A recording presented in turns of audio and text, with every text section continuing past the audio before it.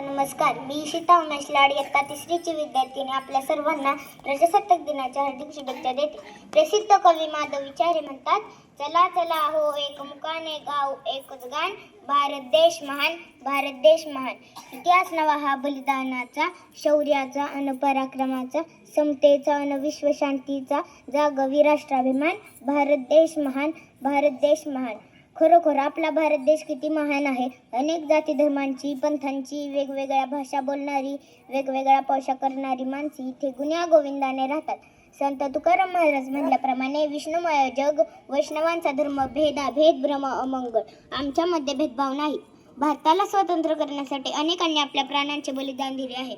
इंग्रजांनी भारतावर 150 वर्ष राज्य केले. त्यांच्या गुलामगिरीतून आपण 15 ऑगस्ट 1947 रोजी स्वातंत्र्य झालो.